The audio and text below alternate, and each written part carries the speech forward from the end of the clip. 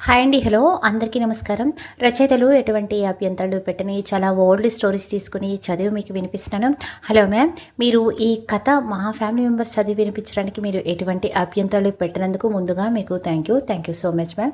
ఇక మీరు రాసిన ఈ అద్భుత స్టోరీలోకి వచ్చేస్తే, నా వరకు పెళ్ళంటే ఇద్దరు మనసులు కలిసి వాళ్ళ కుటుంబాలు కలిసి అందరూ ఆశీర్వాదంతో జరిగే పెళ్ళంటే, కానీ నాకు విరాట్కి జరిగిన పెళ్ళేనా, నేను ఆయనకి అర్థాంగినేనా, నా విషయం అటు ఉంచితే అసలు విరాట్కి నేను అంటే ఇష్టమేనా అని పరి విధాలుగా ఆలోచిస్తూ పడుకోకుండా అలా కూర్చుని పోయింది. కాసేపటికి తన రూమ్లో తచ్చాడుతూ ఎంతసేపటికి నిద్రకు పట్టకపోయేసరికి లాన్లోకి వెళ్ళింది. అక్కడ బెంచ్పై కూర్చుని ఆకాశంలో నక్షత్రాలు లెక్కబడుతున్న విరాట్ని చూసి కొంచెం షాక్ అయ్యి, ఏంటి ఇక్కడ కూర్చున్నారు అని అడిగింది స్వప్న. నిద్ర పట్టలేదని వచ్చాను, మరి నువ్వు అన్నాడు విరాట్ తన కూర్చునే బెంచ్కి పక్కకు జరిగి స్వప్నకి ప్లేస్ ఇస్తూ. నాకు నిద్ర పట్టట్లేదు అందుకే వచ్చాను అని విరాట్ పక్కన కూర్చుంది స్వప్న. ఓహో అని ఊరుకున్నాడు విరాట్. కాసేపు మళ్ళీ ఇద్దరి మధ్య మాటలు లేవు. ఇద్దరికి ఆ సైలెన్స్లో ఊసిపోనట్లుంది. ఇంకా ఇద్దరు వేరే దారి లేక విరాట్ పిలిచాడు స్వప్న అని శ్రావ్యంగా. అన్న స్వప్న. నిన్నొకటి అడగనా అన్నాడు. ఏంటి అన్నట్టు చూసింది విరాట్ కేసి. అంతే. మీ పేరెంట్స్ ఎలా చనిపోయారో అని అడిగారు విరాట్. దానికి స్వప్న ఏం మాట్లాడలేదు, అలా నిశ్చితిలోకి చూస్తూ ఉండిపోయింది. ఐఆమ్ సారీ, నిన్ను హర్ట్ చేసి ఉంటే అన్నాడు నొచ్చుకుంటూ. లేదు, మీరు అడగటంలో తప్పలేదు, మీరు సారీ చెప్పనక్కర్లేదు అంది స్వప్న. ఫస్ట్ టైం ఏమో స్వప్న విరాట్తో ఇంత పాజిటివ్గా మాట్లాడటం. మళ్ళీ కాసేపు నిశ్శబ్దం తర్వాత స్వప్న స్టార్ట్ చేసింది.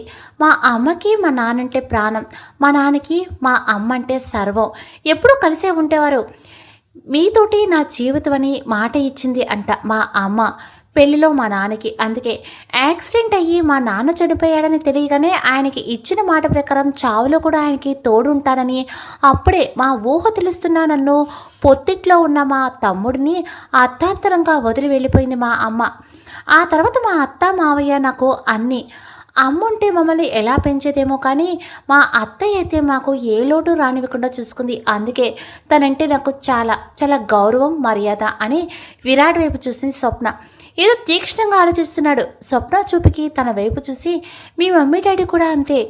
మమ్మీ క్యాన్సర్తో చనిపోతే తన మీద బెంగ పెట్టుకుని తిండి తిప్పులు మానేసి ఆల్కహాల్ లాంటి వాటికి అలవాటు పడి లివర్ దెబ్బతిని చనిపోయారు. కరెక్ట్గా మా మమ్మీ చనిపోయిన సంవత్సరానికి అప్పటి నుంచి తాతయ్య నాకు అన్నీ అన్నాడు విరాట్. ఒక నవ్వింది స్వప్న. మనం మాత్రం మన పేరెంట్స్ చేసిన పని అస్సలు చేయకూడదు స్వప్న. అప్రయత్నంగానే వచ్చాయి విరాట్ నోటి నుంచి ఆ మాటలు. స్వప్నకి అర్థం కాక ఏంటి అంది అయోమయంగా. ఏంట్రా, మాట్లాడక ఆ పిల్ల నీతో ప్రశాంతంగా మాట్లాడుతుంటే దాన్ని కాస్త చెడగొట్టుకుంటున్నావు అని తనే తిట్టుకొని, ఎవరు మన పేరెంట్స్ లాగా చెయ్యకూడదు, పిల్లల కోసం బతకాలి అంటున్నా అన్నాడు విరాట్. నిజమే అంది స్వప్న. తర్వాత ఇద్దరు చాలా విషయాలు మాట్లాడుకున్నారు. టైం అనేది మర్చిపోయి కబుర్లు చెప్పుకున్నారు ఇద్దరు. నిద్ర సంగతే మర్చిపోయి కబుర్లు చెప్తున్న స్వప్న ఒక్కసారిగా నిద్రాదేవి ఆవహించినట్టు విరాట్ భుజంపై వాలి పడుకుండిపోయింది. ఏదో మాటల్లో ఉన్న స్వప్న ఒక్కసారిగా తలపై వాలటంతో షాక్ అయి స్వప్న వైపు చూశాడు. గాఢ నిద్రలో ముద్దుగా ఉన్న స్వప్నని చూడగానే ముద్దు పెట్టుకోకుండా ఉండలేకపోయాడు విరాట్. ముద్దు అంటే మరీ ఫ్రెంచ్ కిస్ కాదులేండి. నుదుటిపై చిన్న ముద్దు పెట్టుకుని తన రెండు చేతులతో ఎత్తుకొని లోపలికి తీసుకుని వెళ్ళాడు. లోపలికి వెళ్ళిన తర్వాత విరాట్ కాళ్ళు మంత్రం వేసినట్టు తన రూమ్కి వెళ్ళిపోయాయి. గాజు బొమ్మల స్వప్నని మెల్లగా బెడ్పై పడుకోబెట్టి తన పక్కన పడుకున్నాడు. క్యాలెండర్లో డేట్ మారిన తర్వాత పడుకుందేమో, ఎప్పటికో కానీ మేలుకు రాలేదు స్వప్నకి. మెలకు వచ్చి చూసేసరికి తన రూమ్ అంతా వేరుగా ఉన్నట్టు అనిపించింది. ఏంటిది, రాత్రికి రాత్రి నా రూమ్ ఇలా చేంజ్ అయ్యింది అని మొహం పక్కకు తిప్పేసరికి పక్కనే విరాట్ పడుకుని ఉన్నాడు. విరాట్ చూడగానే స్వప్న కెవ్వమని కేక వేసింది. దాంతో ఉలిక్కిపడి లేచాడు విరాట్. పాపం. ఏమైంది స్వప్న, ఆర్ యు ఓకే అన్నాడు విరాట్ స్వప్నని దగ్గరికి తీసుకోబోతూ. ఆగండి, మీరు అక్కడే ఆగండి, మీరు నా రూమ్లో అదే నా బెడ్ మీద ఎందుకు పడుకున్నారు అంది స్వప్న. స్వప్న చెప్పేది విను. విరాట్ లేచి నడుంపై చేతులు వేసి కూర్చున్నాడు. అడుగుతుంటే మాట్లాడరేంటి అని స్వప్న కూడా పైకి లేచేసరికి టీపాయ్పై విరాట్ ఫోటో కనిపించింది. ఓహో, ఇది మీ రూమ్ కదూ అంది స్వప్న తల కిందకు వంచుకొని. అని ఒక సీరియస్ లుక్ ఇచ్చాడు విరాట్. అవును, నేను మీ రూమ్లో ఎలా వచ్చానో తల గోక్కుంటూ అడిగింది స్వప్న. అమ్మో, దొరికేశాను, ఇప్పుడు ఎలా మేనేజ్ చేయాలి అనుకున్నాడు విరాట్ మనసులో. మిమ్మల్ని అడిగేది నేను మీ రూమ్‌లోకి ఎలా వచ్చానో అని మళ్ళీ అడిగింది స్వప్న. అది మనం కింద లాన్‌లో కూర్చున్నాం కదా! నీకు నిద్ర వచ్చి నా భుజం మీద పడుకుంటే నేను లేపి లోపల పడుకోమని చెప్పాను. ఆ మత్తులో లోపలికి వచ్చావు. నేను కాసేపు అక్కడే తచ్చాడుతూ పడుకుందామని రూమ్‌కి వచ్చేసరికి నువ్వే నా బెడ్ మీద పడుకున్నావు. సరే మంచి డీప్ స్లీప్‌లో ఉన్నావు కదా! నేను డిస్టర్బ్ చేయటం ఎందుకని నిన్ను లేపలేదు అని అబద్ధం చెప్పినా తడబడకుండా చెప్పేశాడు విరాట్. మరి నాకేంటి ఏం గుర్తు రావట్లేదు. నేను మరీ అంత ముద్దులా నిద్రపోయానా అంది స్వప్న. ఏమో నాకేం తెలుసు అన్నాడు పెదవి విరిచి. విరాట్ చెప్పిందంతో తృప్తి పడలేదు స్వప్న. ఏంటో ఏదో తేడా కొడుతుందే, కానీ రాత్రి జరిగిందేంటో అంత ఆలోచించినా గుర్తుకు రావట్లేదు తనకి. విరాట్ భుజంపై వాలిపోవటం వరకు గుర్తుంది. ఆ తర్వాత ఏం జరిగిందో అసలు గుర్తు రావట్లేదు స్వప్నకి. ఇదేంటి మరీ ఇంత తీక్షణంగా ఆలోచిస్తుంది. రాత్రి నేను ఎత్తుకొని నా రూమ్లో పడుకోబెట్టుకున్నట్టు తెలియాలి అని ఆలోచించగానే బాబోయ్ వద్దు, ఈ ఊహ ఇంత భయంకరంగా ఉంది అని మనసులో అనుకుని, స్వప్న ఇప్పటికే చాలా లేట్ అయింది, నువ్వు వెళ్తే నేను ఫ్రెష్ అవుతాను అని స్టైల్గా చెప్పాడు విరాట్. సరే అని తన రూమ్కి వెళ్ళిపోయింది స్వప్న. అమ్మ బతికాను అని గుండెలపై చేయి వేసుకుని ఫ్రెష్ అవ్వడానికి వాష్రూమ్కి వెళ్ళిపోయాడు విరాట్. ఇద్దరూ ఫ్రెష్ అయ్యి ఎప్పట్లాగా ఆఫీస్కి వెళ్ళిపోయారు. ఏదో సీరియస్గా వర్క్ చేసుకున్న విరాట్కి ఏదో ఫోన్ కాల్ వచ్చింది. ఆ ఫోన్ కాల్ ఆన్సర్ చేసి అవతల చెప్పిందంతా విని ఇప్పుడే వస్తున్నాను అని కాల్ కట్ చేసి స్వప్న ఇప్పుడే వచ్చేస్తాను అని స్వప్నకి చెప్పి వెళ్ళిపోయాడు అక్కడి నుంచి. విరాట్ వెళ్ళిన తర్వాత స్వప్న కూడా పూర్తిగా తన పనిలో నిమగ్నమైపోయింది. ఇందులో హర్ష ఏదో పని ఉండి ఆ క్యాబిన్కి రావడంతో హర్ష వైపు చూడగానే వాసు విషయం గుర్తుకు వచ్చింది స్వప్నకి. టైం చూసి వాసు ఇప్పుడు క్లాస్లో ఉంటాడని అర్థమయ్యి ఒక అరగంటలో చేద్దామని మళ్ళీ పనిలో మునిగిపోయింది. విరాట్ ఒక ప్లేస్లో కార్ దిగి లోపలికి వస్తుంటే పవన్ ఎదురుగా వచ్చాడు. ఆ కాఫీ షాప్లో కూర్చుని కాఫీ తాగుతుంటే తీసుకొచ్చేసాను సార్ అని పవన్ అంటుంటే అని పవన్తో పాటే లోపలికి నడిచాడు విరాట్. విరాట్ లోపలికి వెళ్ళేసరికి అక్కడ ఒక మనిషి చేతులు కాళ్ళు కుర్చీ కట్టేసి ఉన్నాయి. మొహానికి కూడా బ్లాక్ క్లాత్ లాంటిది తొడిగి ఉంది. ఎవర్రా మీరు, నాకు అసలే చీకటంటే భయం, వదలండిరా అని అరుస్తున్నా ఆ మనిషి చంపపై ఒక్క గుద్దు గుద్దాడు విరాట్. అబ్బా ఎవడ్రా నువ్వు, మగాడివైతే ముసుగు తీసుకొట్టు అన్నాడు ఆ ముసుగు మనిషి. ముసుగు తీసుకొడితే నీ ప్రాబ్లం ఏంటి అని అడిగాడు పవన్. ఎందుకంటే నాకు చీకటంటే భయం, అమ్మ ప్లీజ్ ఈ ముసుగు తీయండి ముందు అన్నాడు వాడు. సరే మీరు మేడన్ని కూడా తీసుకురావాల్సింది ఇక్కడికి, వీడికి బాగా బుద్ధి చెప్పేవారు అన్నాడు పవన్. తనకి జాలికో పాపం, వదిలేయండి విరాట్ అంటుంది అన్నాడు విరాట్. ఇంతలో ఆ ముసుగు మనిషి జేబులో మొబైల్ మోగేసరికి పవన్ ఆ ఫోన్ తీసి చూశాడు.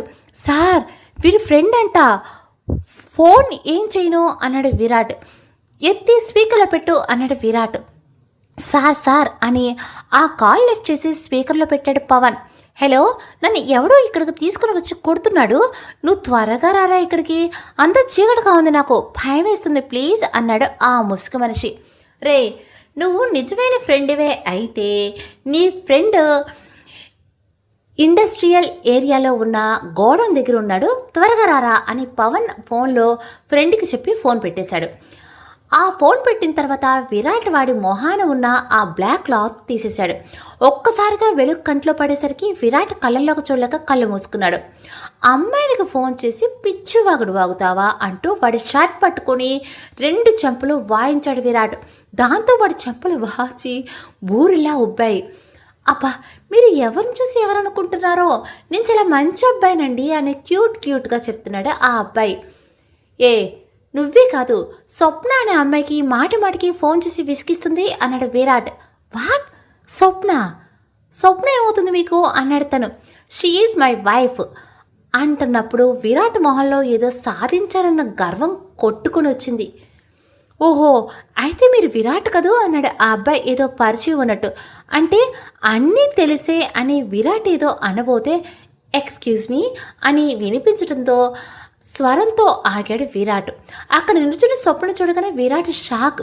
స్వప్న మాత్రం ముందుకు వచ్చి ఆ దెబ్బలేంటి అని అడిగింది. ఇదేమి పెద్ద దెబ్బలు కాదు అని విరాట్ ఏదో చెప్తుంటే నిన్నే అడుగుతుంది. దెబ్బలేంట్రా, ఎవరైనా కొట్టారా?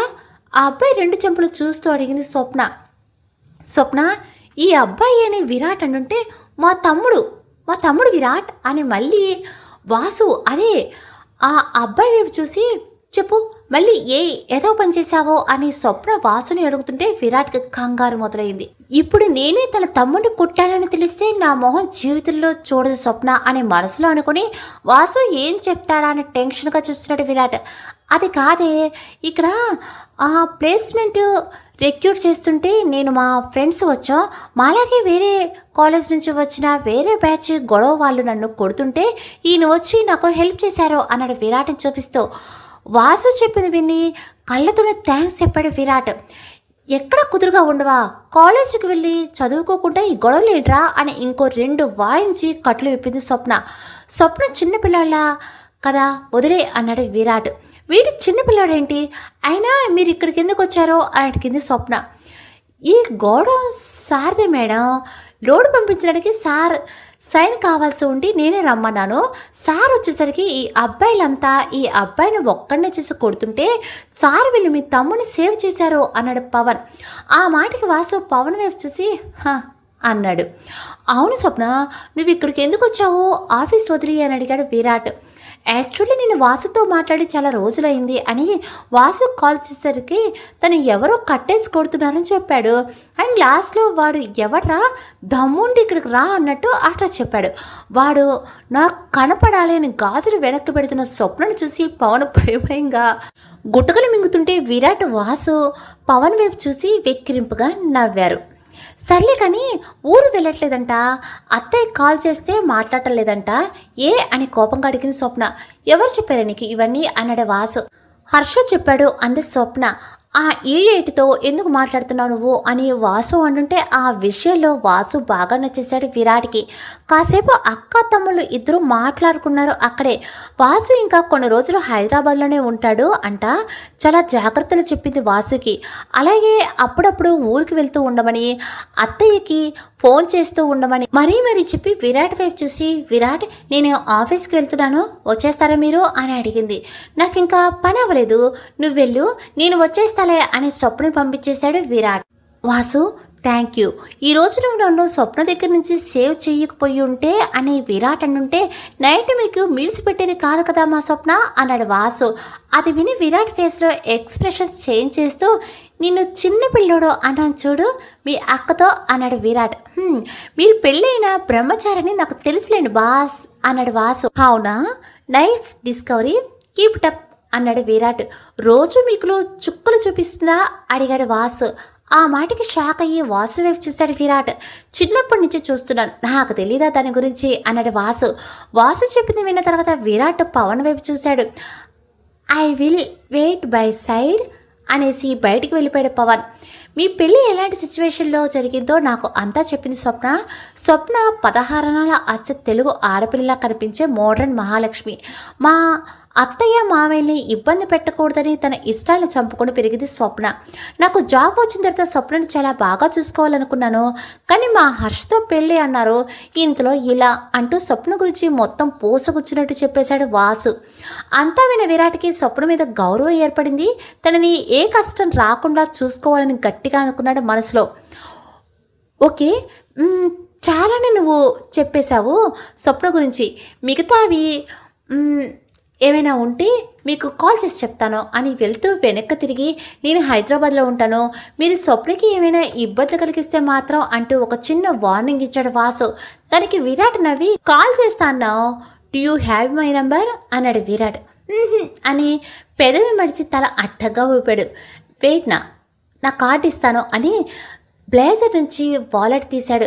విజిటింగ్ కార్డు కోసం వాలెట్ ఓపెన్ చేయగానే స్వప్న ఫోటో ఉంది అక్కడ. అప్పుడే స్వప్న మీ పర్సులోకి వచ్చేసింది. ఇది పర్సు వరకేనా, మనసులో కూడానా బాస్ అన్నాడు వాసు. ఆ మాటకి వాసు వైపు చూసి చిన్నగా నవ్వి, బాస్ కదూ బావా, ఏదైనా అవసరం ఉంటే నాకు కాల్ చేయి అని తన విజిటింగ్ కార్డు ఇచ్చాడు విరాట్. వాసు ఆ కార్డు తీసుకుని బావా అని ఒక్కసారి తనలో తనే అనుకుని వెళ్ళొస్తాను బావా అన్నాడు. బావా అన్న పదం నొక్కి చెప్తూ. నేనే తీసుకొచ్చాను కదా, నేనే డ్రాప్ చేస్తాలే పదా అని వాసు చుట్టూ చేతులు వేసి, ఏం తింటారు మీరు అక్క తమ్ముడు అని బాడీ కరెక్ట్ సైజులో మెయింటైన్ చేస్తారో అంటూ వాసు కడుపులో చిన్నగా పంచిచ్చాడు. విరాట్కి లేట్ అవడంతో స్వప్న ఒక్కతే ఇంటికి వచ్చేసింది ఆ రోజు. విరాట్ ఆఫీస్ వర్క్ కంప్లీట్ చేసుకుని ఇంటికి వచ్చేసరికి స్వప్న గార్డెన్లో కూర్చుని ఉంది. దాంతో లోపలికి వెళ్ళాడు. కాస్త ఆగిపోయి స్వప్న దగ్గరికి వెళ్ళాడు విరాట్. విరాట్ వెళ్ళేసరికి స్వప్న చేతిలో ఏదో రాసుకుంటుంది. చూస్తే ఏదో పసరు మందులా అనిపించింది విరాట్కి. విరాట్ అసలే ఈ నాటు వైద్యాలు పసరు మందులంటే చిరాకు. ఏమో అది చూసి మొహం వెగటుగా పెట్టి స్వప్న చేతిని తన చేతిలోకి తీసుకుని, ఏ స్వప్న, ఏంటి పిచ్చి పనులు అని అడిగాడు. ఇది పిచ్చి పని ఏంటి అంత స్వప్న. అయినా చేతికి ఏమైంది, ఇది రాస్తున్నావు అన్నాడు చిరాగ్గా. ఏం లేదు ఊరికే. ఏమైంది అని స్వప్న తనని ఎదురు ప్రశ్నించేసరికి ఇంకా మెంటల్ ఎక్కేసింది విరాట్కి. అసలు నీకు ఇలా చెప్తే అర్థం కాదు అంటూ స్వప్న చేతిపై ఉన్నదంతా తీసేపోయాడు. ఏ విరాట్, పిచ్చెక్కిందా, ఎందుకు గోరింటాకుని అలా చెరిపేస్తావు అని స్వప్న అరిస్తే కానీ అర్థం కాలేదు విరాట్కి అది గోరింటాకు అని. అప్పటికే అది విరాట్ షర్ట్ మొత్తం అయిపోయింది. ఏంటి గోరింటాకా చిన్నగా అన్నాడు విరాట్. చూడండి షర్ట్ మొత్తం ఎలా చేసుకున్నారు, ఏ మనిషి ఏంటో, వెళ్ళి షర్ట్ మార్చుకోండి అంది స్వప్న. పోన్లీ ఇది పాత షర్టేలే అన్నాడు విరాట్. ఆ మాటకి విరాట్ వైపు చూసి చిన్నగా నవ్వి, విరాట్ గోరింటాకు ఊడిపోయిన చోటల్లా ప్యాచ్ చేస్తూ, సీతమ్మ వాళ్ళ ఇంటి దగ్గర గోరింటాకు చెట్టు ఉందంట, నా కోసం రుబ్బి తీసుకుని వచ్చిందంట, పెట్టుకుంటున్నా అని చెప్పి ఎలా ఉంది అని విరాట్కి చూపించింది. చాలా బాగుంది, ఈ చేతికి కూడా పెడితే ఇంకా బాగుంటుంది అన్నాడు విరాట్. కానీ ఈ చేతికి అని అంటున్న స్వప్న చేతి నుంచి ఆ బౌల్ తీసుకుని నేను పెడతాను అన్నాడు విరాట్. విరాట్ వద్దు, ఇప్పుడు ఇది మీ చేతికి అంటుకుంటే వెంటనే పోదు మళ్ళీ అంటూ తన చేతిని వెనక్కి లాక్కుంది స్వప్న. విరాట్ స్వప్న చేతిని అస్సలు వదలకుండా, పోలే మరక మంచిదే కదా అన్నాడు. అది కదా విరాట్, ఈ మరక ఆఫీస్లో చూస్తే ప్రాబ్లం అవుతుంది కదా అని ఇబ్బందిగా చూస్తే విరాట్ వైపు. పర్వాలేదులే, నన్ను రొమాంటిక్ హస్బెండ్ అనుకుంటారో అని స్వప్న వద్దంటడం వినకుండా స్వప్న చేతికి గోరింటాకు పెట్టడం స్టార్ట్ చేశాడు విరాట్. కనీసం ఆ షర్ట్ కూడా మార్చుకోకుండా. పాలంతో స్వచ్ఛమైన తెల్లగా ఉన్న ఆమె అరచేతులు బెండకాయల్ని గుర్తు చేసినట్టు ఉన్న పొడవాటి వేళ్ళు చూస్తుంటే విరాట్ మనసు అతని ఆశలు కుదురుగా ఉంచనేలేదు. అలా అయితేనే దానికి బాగా వార్నింగ్ ఇచ్చి స్వప్నకి గోరింటాకు పెట్టడంలో బిజీ అయిపోయాడు. ఫస్ట్ టైం ఏమో గోరింటాకు పెట్టో అస్సలు రాలేదు విరాట్కి. ఆ అందమైన చేతిపై అష్ట వంకర్లు వచ్చేలా పెట్టేశాడు విరాట్. గోరింటాకు పెట్టిన తర్వాత ఒక్కసారి తన వైపు చూసి, వావ్ విరాట్, నువ్వు బహుముఖ ప్రజ్ఞాశాలివి అని తనని తను పొగుడుకొని స్వప్న పెట్టిన చేతి వైపు చూశాడు. అది చూడగానే అప్పటి వరకు విరాట్ మొహంలో తొణికిసలాడిన గర్వం ఒక్కసారిగా తొలగిపోయింది. స్వప్న వైపు చూసి, సారీ పిచ్చి పిచ్చిగా పెట్టేశాను కదా అన్నాడు. పర్వాలేదులేండి విరాట్, వేళ్ళకి బాగా పెడితే చాలులేంటి అంటూ లేచి నిల్చుంది. అప్పటి వరకు కూర్చొని ఉండటం వల్ల కాళ్ళు తిమ్మిరెక్కి స్ట్రైట్గా నిల్చోలేక పక్కకు పడిపోయింది. కానీ వెంటనే విరాట్ అలర్ట్ అయ్యి స్వప్న పడిపోకుండా తన సపోర్ట్ ఇచ్చి ఏమైంది అని అడిగాడు. ఇప్పటి వరకు కూర్చొని ఉన్నాను కదా, కాళ్ళు తిమ్మిరెక్కినట్టు ఉన్నాయి అంటూ మళ్ళీ ఇంకొక అడుగు ముందుకు వేసింది. అసలు కాలు నేల మీద ఆడుతుందో లేదో అన్నట్టు అనిపించేసరికి మళ్ళీ పడిపోయింది. విరాట్ మళ్ళీ స్వప్న పట్టుకొని తనకు సపోర్ట్ ఇచ్చి లోపలికి తీసుకుని వచ్చాడు. అక్కడికి వెళ్ళాక విరాట్కి అసలు నరకం ఏంటో తెలిసిపోయింది. అది డ్రై అయ్యే వరకు టైం పాస్ అవుతుంది అని టీవీ ఆన్ చేసి తన ఆఫీస్ వర్క్ ఉంటే అది చేద్దామని ఫైల్ వాటికి సంబంధించిన సరంజామా అంతా తెచ్చుకున్నాడు. కానీ స్వప్న విరాట్ని పని చేసుకునిస్తే కదా, ఫస్ట్ పెట్టిన ఛానల్కే బ్రేక్ వచ్చింది అని వేరే ఛానల్ పెట్టమంది. తీరా అది పెట్టిన తర్వాత ఏమో అందులో వస్తున్న మూవీలో సాంగ్ వచ్చేసరికి మళ్ళీ ఛానల్ మార్చమంది. ఇలా ఫైట్స్ అని, బ్రేక్స్ అని, సాంగ్స్ అని చెప్పి ఒక 25-30 ఛానల్ వరకు మార్పించింది. అలా కాదు అని వాయిస్ అసిస్టెంట్ని ఇచ్చాడు విరాట్. అదే వాయిస్ అసిస్టెంట్ కూడా మనం చెప్పింది తప్ప అన్నీ ఓపెన్ చేస్తుంది. ఇంకా విసుగు వచ్చి నెట్ఫ్లిక్స్లో ఏదో వెబ్ సిరీస్ పెట్టాడు. అప్పటికి ఇంకా సైలెంట్గా కూర్చొని టీవీ చూడటంలో బిజీ అయిపోయింది. ఇంకా మళ్ళీ విరాట్ని డిస్టర్బ్ చేయలేదు స్వప్న. విరాట్ తన వర్క్ అయిన తర్వాత ఫైల్స్ అన్ని అక్కడే వదిలేస్తూ డిన్నర్ చేద్దామా అని అడిగాడు. ఇది ఇంకా ఆరలేదు అని అరగంట ఆగి తింటానులేండి, మీరు తినేంటి అది తను. టైం చూసావా 10:30 అయింది, ఇంకెప్పుడు తింటావో అని అడిగాడు విరాట్. ఆ మాటగా స్వప్న తన చేతి వైపు చూసుకొని, కానీ అప్పుడే గోరింటాకు తీయాలి అంటే నా మనసు ఒప్పుకోవట్లేదు అంది. సరే నేను కలిపిస్తాను, నువ్వు స్పూన్తో తిందువులే అనటంతో సరే కానీ ముందు మీరు ఆ ఫైల్స్ తీయండి, ఇక్కడ నుంచి ఇలాగే వదిలేస్తారా అంది స్వప్న. తీస్తున్నాలి తల్లి అని విసుక్కుంటూనే తీశాడు ఆ ఫైల్స్. అవి తీసేసిన తర్వాత ఇద్దరు డైనింగ్ హాల్లోకి వెళ్ళారు. అప్పటికే చాలా టైం అవడంతో పని వాళ్ళంతా వెళ్ళిపోయారు. ఇద్దరే మిగిలారు ఇంకా అక్కడ. విరాట్ ముందున్న స్వప్నకి ప్లేట్లో వడ్డించి కలిపి ముందు పెట్టి స్పూన్ చేతికిచ్చాడు. స్వప్నకి స్పూన్తో తినడం అసలు రాదు. ఎలా తినాలో అర్థం కాక దిక్కులు చూసిన స్వప్నను చూసి ఏ తిను అన్నాడు విరాట్. తింటున్నాను స్పూన్తో. ప్లేట్లో మెహందీ డిజైన్స్ వేస్తున్న స్వప్నని చూసి తన చేతిలో స్పూన్ తీసుకొని స్పూన్తో తినటం రాదా అని అడిగాడు. అని అడ్డంగా ఊపింది స్వప్న. నేను తినిపిస్తాను అన్నాడు విరాట్. మరి మీరు తినరా? విరాట్ ఏమంటాడో అని భయభయంగా అడిగింది స్వప్న. నీకు నేను స్పూన్తో తినిపించి నా స్పూన్తో నేను తినిపిస్తాలే అన్నాడు విరాట్. దాంతో స్వప్న అగ్రి అయ్యి విరాట్ తినిపిస్తే తినటం స్టార్ట్ చేసింది. కానీ 2 స్పూన్లు మార్చి మార్చి తినిపిస్తున్న విరాట్ని చూసి విరాట్ ఇట్స్ ఓకే, ఒక్క స్పూన్తో తినిపించండి అన్న స్వప్న. మళ్ళీ నీకు ఓసిడి కదా, అలా తినిపిస్తే మొత్తానికి మానేస్తామని ఒకే స్పూన్తో తినిపించడం స్టార్ట్ చేశాడు. నాకు ఓసిడి అని ఎలా తెలుసు మీకు అంది స్వప్న. స్వప్న అతిశుభ్రం గురించి విరాట్కి చెప్పింది వాసు. అంటే అది నేను అబ్జర్వ్ చేస్తున్నా కదా, మన మ్యారేజ్ రోజు కూడా నువ్వు దాబాలో ఫుడ్ తినడానికి కొంచెం ఆలోచించావు కదా అని కవర్ చేశాడు విరాట్. ఓహో అని తినటం స్టార్ట్ చేసిన స్వప్న. తింటున్న స్వప్నతో, స్వప్న ఇంతకుముందు ఎవరైనా లవ్ చేసావా అని అడిగారు విరాట్. లేదు.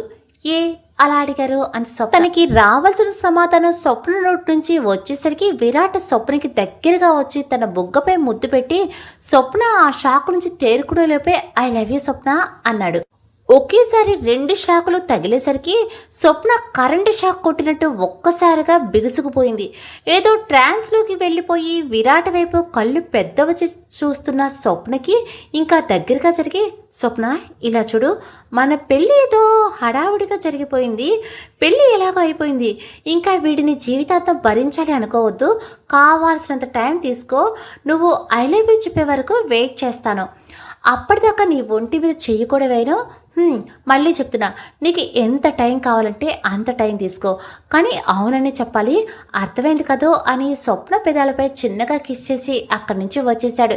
విరాట్ అక్కడే ఉంటే ఆ టేబుల్ మీద ఉన్న కత్తులు చాకులు చూసి విరాట్ వెళ్ళిన కాసేపటికి కానీ స్వప్న ఆ ట్రాన్స్ నుంచి రాలేదు. అసలు తను విన్నది నిజమో కాదో కూడా తెలియట్లేదు. కలేమో అనుకుంది కాసేపు. కానీ విరాట్ కిస్ చేసినప్పుడు పెదవులకు అంటిన పెరుగు అది కల కాదు నిజమే అని చెప్పింది. అది నిజమని తెలిసిన తర్వాత మళ్ళీ గుండెల్లో భయం, వెన్నులో కంగారు మొదలయ్యాయి. వెంటనే చేతికున్న గోరింట కడిగేసుకుని విరాట్కి కడిగేద్దామని విరాట్ రూమ్కి డోర్ తీసుకొని సరాసరి రూమ్లోనికి వెళ్ళింది. స్వప్నం చూసి విరాట్, హాయ్ స్వప్న, నువ్వు ఇంత త్వరగా యాక్సెప్ట్ చేస్తావని నేను అసలు అనుకోలేదు, కమ్ డియర్ అంటూ 2 చేతులు చాచాడు. విరాట్, నేనే అందుకు రాలేదు, హౌ డేర్ యూ అనే విరాట్ వైపు వేలు పెట్టి చూపిస్తున్న స్వప్న చేతిని పట్టుకొని, Swapna you are making me insane, నేను అసలు కంట్రోల్ చేసుకోలేకపోతున్నా, ప్లీజ్ ఒక్కసారి అన్నాడు.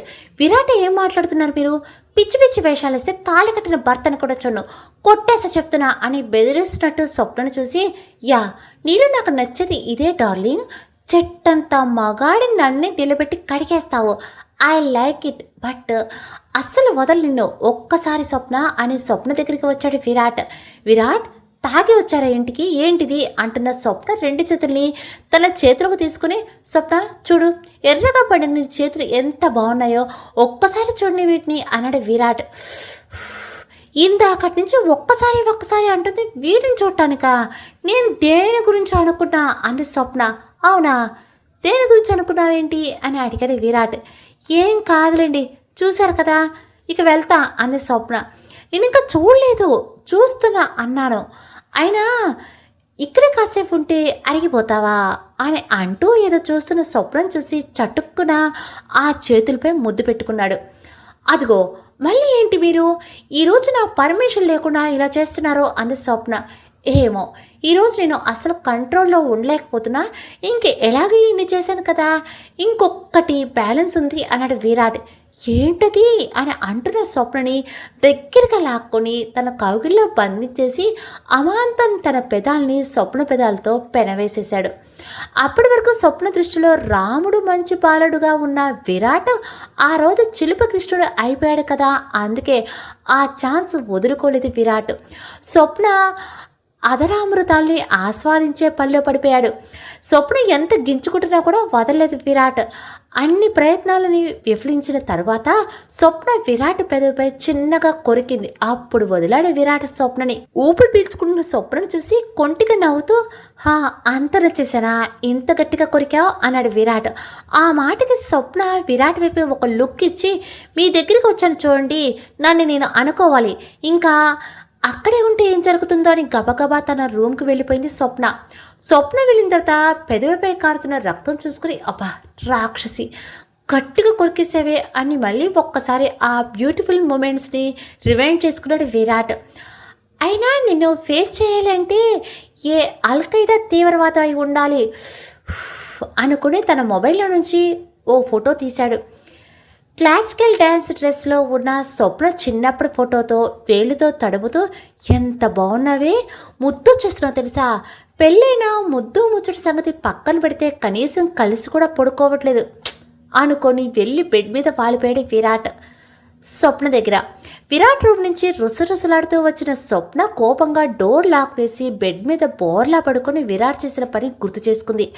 ఆ విషయం ఎంత తెలుసుకున్నా సిగ్గేస్తుంది తప్ప విరాట్ మీద కోపం అయితే రావట్లేదు. నో, ఇలా కాదు అని వాళ్ళిద్దరూ కలిసినప్పటి నుంచి ఇద్దరు ప్రతి సంఘటన గుర్తు చేసుకుంటూ ఏ విషయంలోనే విరాట్ మీద కోపం రాకపోదా అని అనుకుంటుంది స్వప్న. No no use. ఏ రోజు విరాట్ తనకి ఇష్టం లేకుండా ప్రవర్తనించలేదు. భార్య తనకంటూ ఒక స్థానాన్ని ఇచ్చాడు, తనని గౌరవంగా చూశాడు. ఇవన్నీ తెలుసుకుంటే విరాట్ మీద గౌరవం పెరుగుతుంది కానీ కోపం రావట్లేదు. ఆఖరికి విరాట్ తన మెడలో బలవంతంగా 3 ముళ్ళు వేసిన సంఘటన కూడా గుర్తుకు తెచ్చుకుంది. ఎక్కడ కోపం చాడే రాలేదు స్వప్నకి. అయ్యో, ఎంత ట్రై చేసినా నాకు మీ మీద కోపం రావట్లేదు ఏంటి అని అనుకుంది తనలో తానే. ఎందుకంటే నువ్వు విరాట్ని ఇష్టపడుతున్నావే మొద్దు, అందుకనే అని స్వప్న అంతరాత్మ వినిపించింది. నేనా లవ్వా? థాట్ విరాట్? No way. అయినా విరాట్ని ఇష్టపడటానికి ఒక్క రీజన్ చెప్పు అంద స్వప్న. పిచ్చిదనా, ప్రేమ రీజన్స్తో పుట్టదే అంది ఆ అంతరాత్మ. ఇలాంటి విషయంలో నేను నా మనసు మాట అస్సలు వినను, కానీ వెళ్ళింకా అంది స్వప్న. ఇలాగే వేస్ట్ చేసుకో నీ టైం మొత్తం. అయినా విరాట్కి ఏం తక్కువే, అందం ఐశ్వర్యం లేదా, అన్నిటినీ మించి మంచుతాం. ఎవరైనా అయితే పెళ్ళైనందుకు అడ్వాంటేజ్ తీసుకొని ఈ పాటికే నిన్ను అంత లేదు. ఆ రోజు ఆయన నాకు భయపడి వదిలేశారు. ఈయన కూడా అందరి మగాళ్ళలో ఒకరు ఆ రోజు పాల గ్లాస్ తీసుకువెళ్ళగానే ఆత్రంగా నా మీదకి రాలేదా? ఆ విషయం పక్కన పెట్టు. పోనీ ఇందాకేమన్నాడు, నీతో మొగుణ్ణే కదా అని నాతో కష్టపడి కాపురం చేయక్కర్లేదు, నువ్వు అతని మనస్ఫూర్తిగా ఇష్టపడిన తర్వాతే నీ ఒంటి మీద చెయ్యి వేస్తాను అన్నాడు కదా. మరి నన్ను ముద్దు పెట్టుకున్నాడు అదేంటి? ఏదో మనసులో ఉన్న ఏదో వయసులో ఉన్న మగాడు పెళ్ళైన బ్రహ్మచారి అర్థం చేసుకోవాలి కదా. అయినా విరహ వేదన అయినా విరాట్ అంటే ఇష్టం లేదు అనటానికి ఒక్క రీజన్ చెప్పు.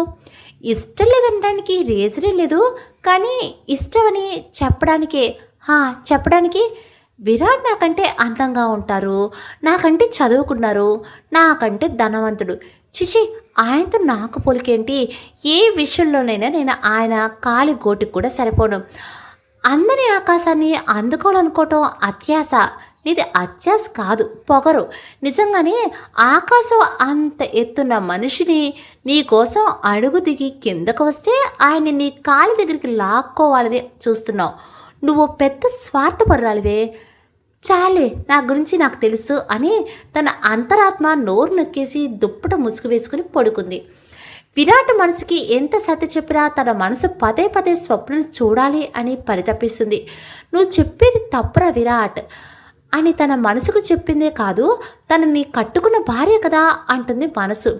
ఇంకా ఎంతసేపటికి నిద్ర పట్టకపోయేసరికి ఇంకా తప్పదా అని తన మనసుని అడిగాడు. తప్పదంటే తప్పదు అని చెప్పేసరికి ఇంకా అక్కడి నుంచి లేచి సరాసరి స్వప్న రూమ్కి వెళ్ళాడు. విరాట్ వెళ్ళేసరికి స్వప్న గాఢ నిద్రలో ఉంది.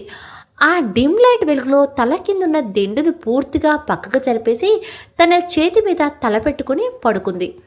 అలా పడుకుంటే మెడ నరాలు నొప్పొస్తాయి, అది కూడా తెలీదా? నా మీద నోరు వేసుకుని పడిపోమంటే వచ్చేస్తావని మెల్లగా స్వప్నని జరిగి తన తల కింద సరిగ్గా దిండు పెట్టి పడుకోబెట్టాడు. మీ తమ్ముడు ఈరోజు చాలా చెప్పాడు నీ గురించి, నిన్ను బాగా చూసుకోమని నాకే ఆర్డర్ ఇస్తున్నాడు. వాడు ముక్క మీద వేలేసుకునేలా నిన్ను చూసుకుంటా అని స్వప్న గెట్టం పట్టుకున్నాడు. ఈసారి విరాట్ కళ్ళు స్వప్న చేతిపై పడ్డాయి. వాటిని తన చేతిలోకి తీసుకుని, స్వప్న గోరింటాకు బాగా పండితే మంచి మొగుడొస్తాడంట, నేను ఎంత మంచోడో నీ చేతులు చెప్పేస్తున్నాయి చూడు అని వాటిని ముద్దు పెట్టుకున్నాడు. బాగా డిస్టర్బ్ చేస్తున్నావు అంటూ వచ్చి స్వప్న పక్కన పడుకుని తన జుట్టు సవరిస్తూ, నాకు రోజు ఎలాంటి కళలు వస్తున్నాయో తెలుసా? నువ్వు నేను తాతయ్య మనకి పిల్లలు, ఇలా మనకంటూ ఒక ఫ్యామిలీ వచ్చినట్టు, అప్పుడు కూడా అలాగే పిల్లల్ని నన్ను బాగా సతాయిస్తావు. నేను కూడా నీ మాటే వింటున్నానంట, అక్కడ కూడా నీ డామినేషనే అని విరాట్ అంటుంటే స్వప్న విరాట్ చుట్టూ చేతులు వేసి కాళ్ళు వేసేసింది. అమ్మ రాక్షసి, కావాలని వేసావు కదూ అని స్వప్న వైపు తిరిగాడు.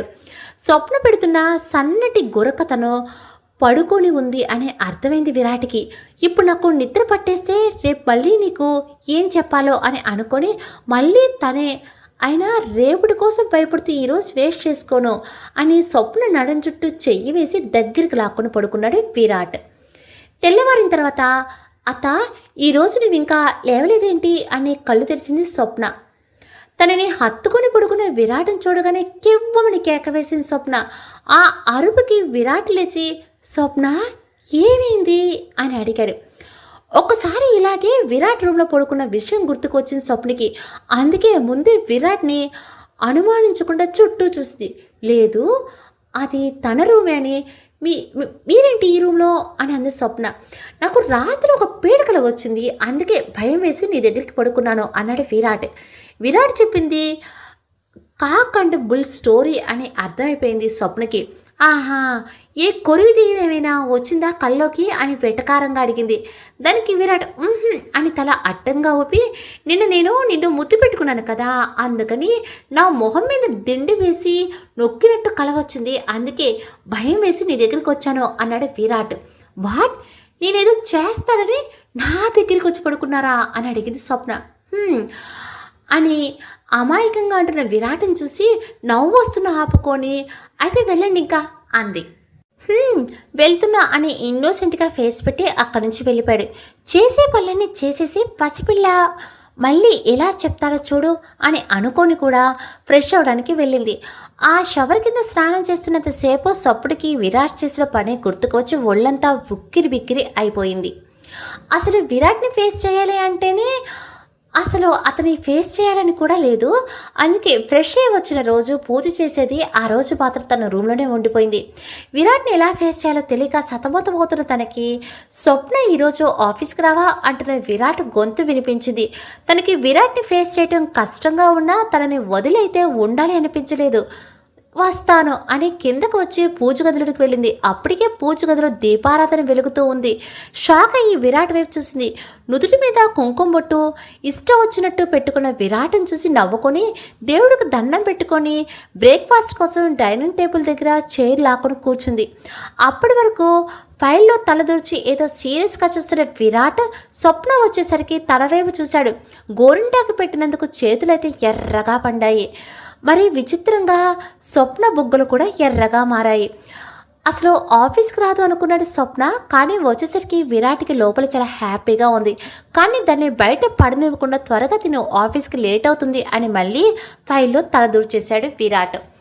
చేసిందంతా చేసి సైలెంట్గా ఎలా తింటున్నాడో అని అనుకొని ఆయన ఎలా ఉంటే నాకెందుకు అని ప్లేట్లో టిఫిన్ పెట్టుకొని తింది.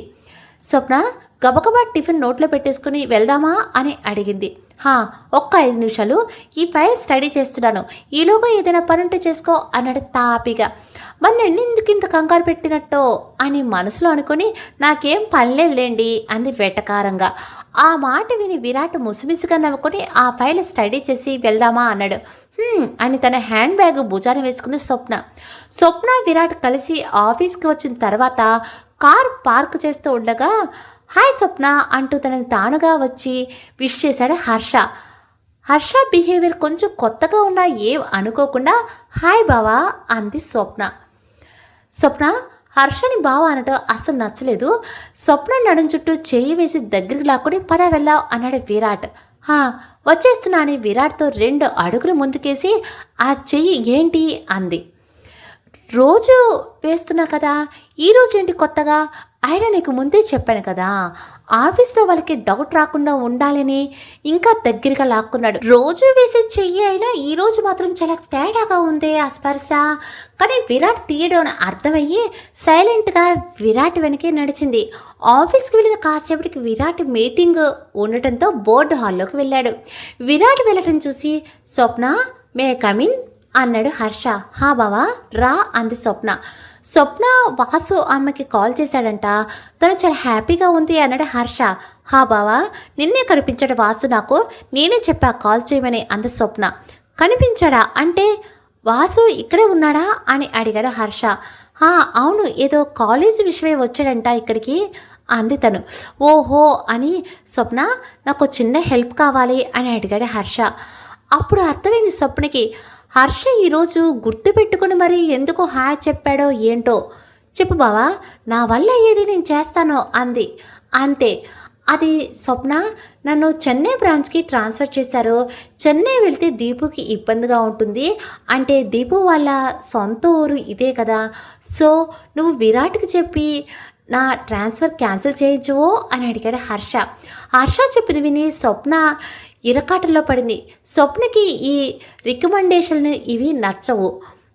పోనీ వద్దని చెప్దామంటే ఇప్పటికీ ఉమా వాళ్ళ ముందు తప్పు చేసిందల్లా ఉంది.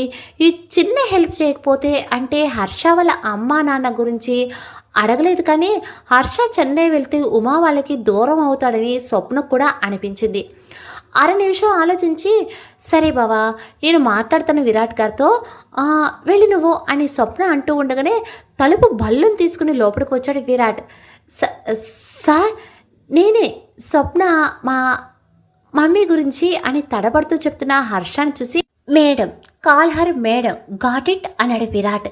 ఎస్ సార్ మేడంతో నేను అని ఏదో చెప్పబోతుంటే ఎస్ సార్ మేడంతో నేను అని ఏదో చెప్పబోతే ఇట్స్ ఓకే, నువ్వేమీ ఎక్స్ప్లెనేషన్ ఇవ్వనక్కర్లేదు, get back to your work అని విరాట్ అనటంతో సార్ అని విరాట్కి చెప్పి స్వప్న వైపు చూసి వెళ్ళొస్తా మేడం అని అన్నాడు హర్ష. హర్ష తనని మేడం అనటం చాలా ఎంబారసింగ్గా అనిపించింది స్వప్నకి. దాంతోపాటు విరాట్ మీద కోపం కూడా వచ్చింది. బట్ తనకి విరాట్తో పని ఉంది కదా, సో కామ్గా వెళ్ళి తన ప్లేస్లో కూర్చుంది. కూర్చోవడం అయితే కూర్చుంది, కానీ తన ఆలోచనలన్నీ హర్ష అడిగిన ఫేవర్ దగ్గరే ఆగిపోయాయి. స్వప్న విరాట్తో ఆ విషయం గురించి అడుగుదామని విరాట్ వైపు తిరిగి విరాట్ అని పిలిచింది. ఆ స్వప్న ఈవినింగ్ నాకు ఇంకో మీటింగ్ ఉంది, నాకు లేట్ అవ్వచ్చు, నువ్వు వెళ్ళిపో అన్నాడు విరాట్. సాయంత్రం సంగతి ఇప్పుడు ఎందుకో అని మనసులో అనుకుని అది కాదు విరాట్, నేను మీతో అన్న స్వప్న మాట్లాడుతుంటే తన టేబుల్పై ఉన్న బ్రజర్ గట్టిగా నొక్కాడు. దాంతో క్లర్క్ వచ్చాడు. నాకు కాఫీ తీసుకురా అని చెప్పాడు అతనితో. కాఫీనా?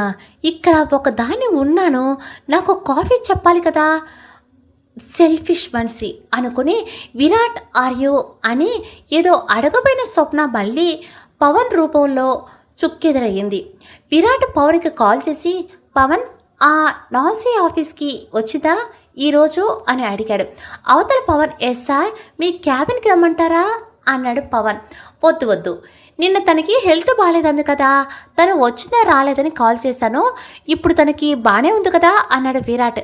దానికి ఒంట్లో బాగోపోతే ఈయన గారికి నీరసం వస్తుందేంటి, అయినా నాకెందుకు ఆయన విషయాలు అని విరాట్ వైపు చూసింది.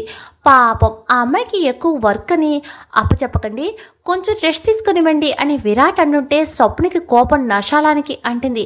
వెంటనే విరాట్ చేతిలో ఫోన్ లాక్కొని పవన్ గారు ఆయన మీతో తర్వాత మాట్లాడతారంట అని అవతల పవన్ చెప్పింది వినకుండా ఫోన్ పెట్టేసి విరాట్ వైపు చూసింది.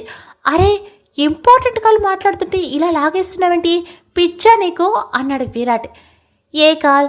ఈ కాల్ ఇంపార్టెంటా? నేను మిమ్మల్ని ఒకటి అడగాలనుకుంటున్నా, అదేంటో కూడా మీకు తెలుసు. ఎందుకు నాతో ఆడుకుంటున్నారు అంది స్వప్న. హే, నువ్వేం అడగాలనుకుంటున్నావో నాకేం తెలుస్తుంది? నేనేమైనా నీ మనసుని స్టడీ చేశానా అన్నాడు విరాట్. మరి రాత్రి వీర ప్రేమికుడి లెవెల్లో నాకు ప్రపోజ్ చేశారు కదా, నా మనసు స్టడీ చేయలేదా అప్పుడు అంది స్వప్న. నిజంగా అప్పుడు నీ మనసు స్టడీ చేసి ఉంటే నువ్వు నన్ను ఇష్టపడుతున్నావా లేదో అప్పుడే కనిపెట్టేవాడిని. అయినా ఏం అడగాలనుకుంటున్నావు చెప్పు, త్వరగా నాకు టైం అవుతుంది అన్నాడు విరాట్. అయితే నేనేం చెప్పాలనుకుంటున్నానో మీకు తెలియదు కదా, చెప్తున్నా వినండి. మా బావకి చెన్నై ట్రాన్స్ఫర్ చేశారంట కదా, తనకి అక్కడికి వెళ్ళటం వల్ల తనకి ఇబ్బందిగా ఉందంట, తను ట్రాన్స్ఫర్ క్యాన్సిల్ చేయండి అంద స్వప్న. ఎలా అడుగుతుందో చూడు, పీకల మీద కత్తి పెట్టి బెదిరించి అడుగుతుంది, పొగరు అని మనసులో అనుకున్నాడు విరాట్. విరాట్ ఏం మాట్లాడపోయేసరికి స్వప్న స్లో వాయిస్తో, మాట్లాడరేంటి, మా బావ చెన్నై వెళ్తే మా అత్తయ్య మామయ్య వాళ్ళని కలవటం కష్టం అవుతుంది, ఇది వరకు అంటే నేను ఉండేదాన్ని, ఇప్పుడు వాళ్ళ దగ్గర ఎవ్వరూ లేరు కదా, ప్లీజ్ విరాట్ అని బతిమలాడినట్టు అడిగింది స్వప్న. ఫస్ట్ టైం స్వప్న తనని అంతా ప్లీజింగ్గా రిక్వెస్ట్ చేసేసరికి కాదలేకపోయాడు విరాట్.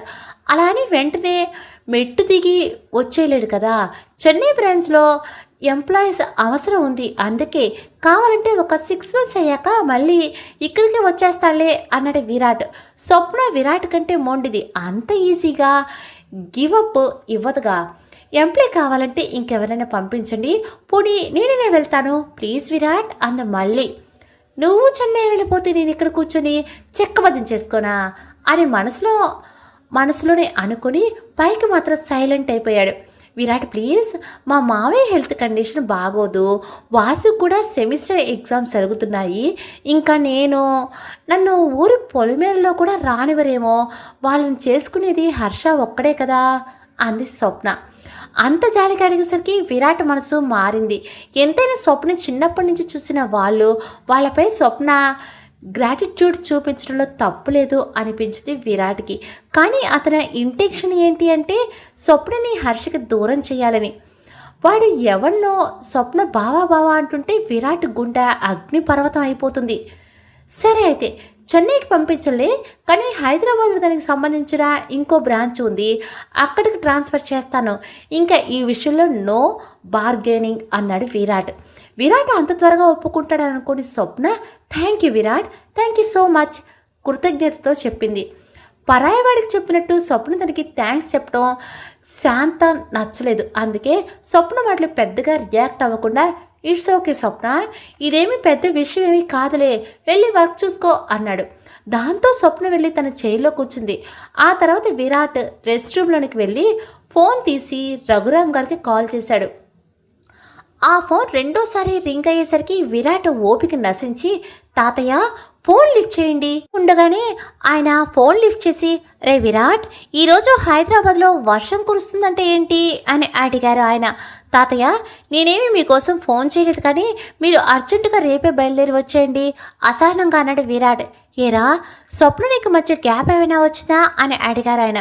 మీరు రాకపోతేనే గ్యాప్ వస్తుంది, త్వరగా వచ్చేయండి, వీలైతే ఈవినింగ్కి వచ్చేయండి అన్నాడు విరాట్.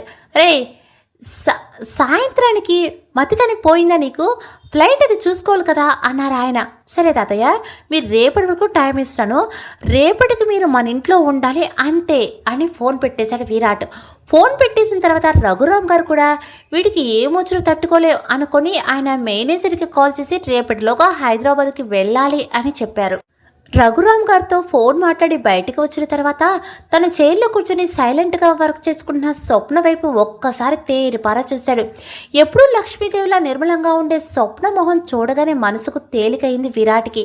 విరాట్ స్వప్న వైపు ఒక కన్నింగ్ నవ్వు నవ్వి, నాకు రాత్రులు నిద్ర లేకుండా చేసి నువ్వు ప్రశాంతంగా వర్క్ చేసుకుంటావా, చూడు నిద్రలో కూడా నన్నే కలవరించేలా ఎలా చేస్తాను అని మనసులో అనుకుని పవన్కి కాల్ చేసి, పవన్ నాసి నా క్యాబిన్కి రమ్మను అన్నాడు. ఫోన్లో విరాట్ చెప్పింది విన్న వెంటనే చేసే పని ఆపేసి విరాట్ వైపు చూసింది స్వప్న. ఏంటి అలా చూస్తున్నావు అంటూ కళ్ళు ఎగరేశాడు విరాట్. రెస్ట్ రూమ్ యూజ్ చేసి వచ్చారు, హ్యాండ్ వాష్ చేసుకోకుండా వచ్చేసారే అని అడిగింది స్వప్న. దొంగ, బయటపడవు కదా అనుకుని సారీ మర్చిపోయా అని వెళ్ళి హ్యాండ్ వాష్ చేసుకుని వచ్చి తన సీట్లో కూర్చున్నాడు. కాసేపటికి మే కమిన్ సార్ అని డోర్ అవతల అమ్మాయి గొంతు. వచ్చేసిందా ఇది అని స్వప్న మనసులో అనుకుంటుంటే ఎంతో హస్కీగా కమిన్ నాన్సీ అన్నాడు. విరాట్ ఆ మాట అనటం ఆలస్యం. Mini స్కర్ట్లో ప్రత్యక్షమైపోయింది Nancy. ఎల్కేజీలో కొన్న వెంటనే ఆ డ్రెస్ అంత చిన్నగా ఉంది అని మనసులో అనుకుంది స్వప్న. సార్ పిలిచారట. విరాట్ ముందు వయ్యారాలు వెలకబోస్తూ ఉంది నాన్సీ. యా, చూడాలనిపించి, ఐ మీన్ నిన్న హెల్త్ బాలేదని అన్నావు కదా, ఎలా ఉందో చూద్దామని గట్టిగా గాలి బయటికి వదిలాడు విరాట్. వావ్, మీరు నా కోసం ఆలోచించారా సార్ అంది నాన్సీ మెలికలు తిరుగుతూ. అదే హెల్త్ బాగాలేదన్నావు కదా, అయినా అలా నుంచునే మాట్లాడతావేంటి, హెల్త్ బాగాలేదన్నావు, కూర్చో అని విరాట్ అనేసరికి వెంటనే విరాట్ ముందు చైర్లో కూర్చుంది నాన్సీ. వెళ్ళి ఒళ్ళో కూర్చోలేకపోయావా అంటూ తనను చూసి మూతి తిప్పుకుంటున్న స్వప్నం చూసి విరాట్ చూడగానే చూశాడు. విరాట్ నాన్సీ ఏం చేస్తున్నారో అని ఒక కన్ను వాళ్ళపై వేసి ఉంచింది స్వప్న. టేబుల్ మీద ఉన్న విరాట్ అరచేతులు నాన్సీ తన చేతిలోకి తీసుకుని, సార్ ఏంటి మీ చేతులు ఇలా కందిపోయాయి అని అడిగింది.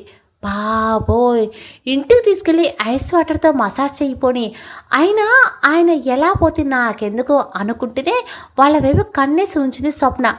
నాన్సీ, ఇది గోరింటాకు అన్నాడు విరాట్. అంటే ఏంటి సార్ అంది నాన్సీ. అబ్బా, ఏం కులుగుతున్నావే, ఇవేమీ నాకు రాకే కదా, మీ ఆటలు సాగుతున్నాయి, అయినా ఆయన ఎలా పోతే నాకెందుకు అనుకుంది స్వప్న. ఓహో, నీకు తెలీదా, ఇదేంటో నాకు కూడా నిన్నే తెలిసిందిలే, ఇది చేతికి పెట్టుకుంటే ఎర్రగా పండుతుందంట అన్నాడు విరాట్. సార్, ఇలాంటి పిచ్చి పిచ్చివి రాసుకుంటే మీ స్కిన్ ఏమవుతుంది సార్ అంది నాన్సీ. దానికి విరాట్ అంటూ స్వప్న వైపు చూపిస్తూ కళ్ళతో సైగ చేశాడు విరాట్. నాన్సీ కూడా ఆయన సైగలు అర్థం అయినట్టు ఓహో ఓకే అని తలూపింది. Swapna, if you don't mind, Pavan దగ్గర ఒక ఫైల్ ఉంది, తీసుకొస్తావా అని అడిగాడు విరాట్.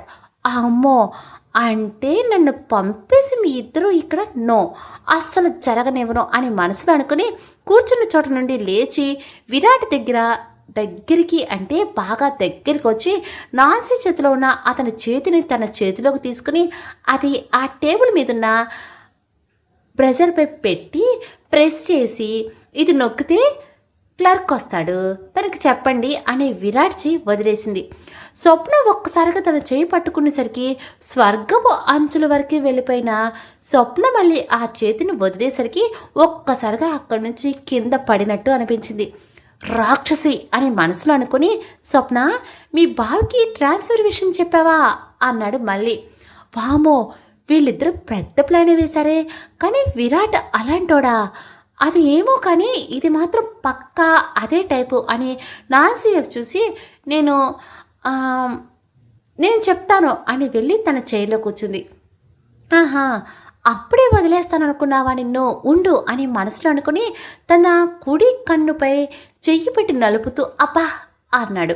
దాంతో స్వప్న కంగారు కలిసి విరాట్ దగ్గరికి వెళ్ళే లోపే మన స్వప్న జల్సాలో ఇలియానాల 10 సెకండ్లో లేట్ కదా, ఈ లేట్లోని నాన్సీ క్లియర్ చేసింది.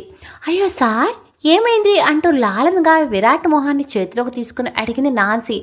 దొంగ మొహందానా, చచ్చ మొహందానా, అయ్యో దేవుడా, దీన్ని తిట్టడానికి నాకు బూతులు కూడా రావే, ఎందుకు నేర్పించలేదు స్వామి అని విరాట్ నాన్సీలా బాగోతం ఏంటో చూసింది.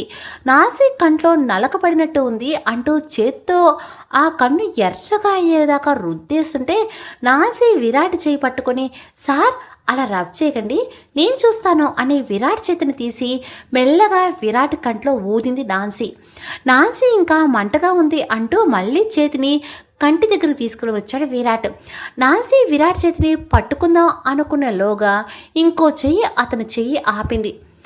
బట్టలు వేసుకునేది ఒళ్ళు కప్పుకోవటానికి విప్పుకోవటానికి కాదు, అయినా ఇంత బట్టలు వేసుకోవటం కాదు, ఇంత నలకతీయడం కూడా రావాలి, వెళ్ళి వర్క్ చూడు అని అనగానే నాన్సీ బయటికి వెళ్ళిపోయింది. బాగా కుళ్ళుకున్నట్టున్నావా లోపల, నువ్వు హర్ష గడిని పాలకోవా అంటే నాకు ఇలాగే ఉంది అని మనసులో అనుకుని ఆ మంట అన్నాడు విరాట్. ఆగండి, నేను చూస్తాను కదా అని విరాట్ కన్ను తెరిచింది స్వప్న. కానీ విరాట్ స్వప్నతో ఆడుకోవాలని బాగా అనుకున్నాడు కదా, కావాలనే కన్ను సరిగ్గా తెరవకుండా మండుతుంది స్వప్న, నీకు రాకపోతే ఆ నాన్సీ అన్నాడు. ఆ మాట ఎక్కడ కాలిందో విరాట్కి ఆఫీస్లో పెద్ద ఎంత మొనగాడిలా అందరినీ కంటి చూపుతో బెదిరిస్తారు. కంట్లో ఇంత నలకబడితే తట్టుకోలేరా? ఆగండి అనే విరాట్ కసిరి విరాట్ కన్ను పూర్తిగా తెరిచి మెల్లగా విరాట్ కంట్లోకి గాలి ఊదింది. స్వప్న అంత దగ్గరగా ఉంటే ఆ ఫీల్ చాలా అద్భుతంగా ఉంది విరాట్కి. ఇలాగే ఉండిపోవా నాతో అని మనసులో అనుకున్నాడు విరాట్. స్వప్న మళ్ళీ ఇంకోసారి విరాట్ కంట్లో ఊది పోయిందా అని అడిగింది. ఆ మాటకి విరాట్ కనురెప్ప ఆడించి హా అని తలూపాడు. కన్ను చూడండి ఎలా ఎర్రగా అయిపోయిందో అని తన నాప్కిన్ తీసి కంటికి ఆయపట్టింది. బొడ్డు పెట్టుకునే మనిషి చిన్నగా పెట్టుకోవాలి, ఏదో వీర తిలకం దిద్దుకున్నట్టు పైనుంచి కిందకు రాసుకోకూడదు అని అదే నాప్కిన్ని ఒక పక్క దానితో విరాట్ నుదుటిపై ఉన్న బొట్టుని క్లీన్ చేస్తూ చెప్పింది. స్వప్నని అంత దగ్గరగా చూసేసరికి విరాట్ మనసు ఊరుకోలేక అమాంత స్వప్న మీదకి లాక్కొని తన పెదాల్ని బంధించాడు విరాట్. అనుకుని ఆ పరిణామానికి స్వప్న ముందు షాక్ అయినా తర్వాత తనకు కూడా తెలియకుండా తన చేతుల్ని విరాట్ జుట్టులో బంధించేసింది. స్వప్న కూడా తన అంగీకారం తెలిసేసరికి ముద్దులో ఇన్నోసెన్స్ని పెంచేశాడు విరాట్. స్వప్న కూడా విరాట్ ఇచ్చే ఆ తియ్యటి ముద్దుని ఆస్వాదిస్తూ విరాట్ మెడ చుట్టూ చేతులు పెనవేసి అతను ఇంకా గట్టిగా అదుముకుంది. దేవుడా ఇది కళ కాకుండా చూడు అని విరాట్ మనసులో అనుకుని స్వప్న తలని పట్టుకున్న అతని చేతులను దించి స్వప్న నడువు మడతల్లో వేశాడు. జరగబోయేదేంటో గ్రహించిన స్వప్న విరాట్ని ఆపడానికి ట్రై చేసింది. బట్ స్వప్న వల్ల అస్సలు కాలేదు విరాట్ని ఆపటం. ఇంతలో ధడేలున తలుపు తెరిచి చప్పుడు వచ్చేసరికి ఇద్దరు దూరం జరిగారు. హలో, స్టోరీ బాగుంది కదా. ఈ సిరీస్ పార్ట్స్ రోజు నేను 8 o'clockకి పోస్ట్ చేస్తున్నాను కదా. ఇంకా 2 parts ఉన్నాయండి. స్టోరీ నచ్చితే కనుక లైక్ చేయండి. అలానే స్టోరీ చాలా బాగుంటుంది. ఈ 2 parts కంటిన్యూ చేయండి. ఓకేనా? Thank you. రేపు మార్నింగ్ 8 o'clockకి దీని నెక్స్ట్ పార్ట్ నేను పోస్ట్ చేస్తాను. అంతవరకు నమస్తే.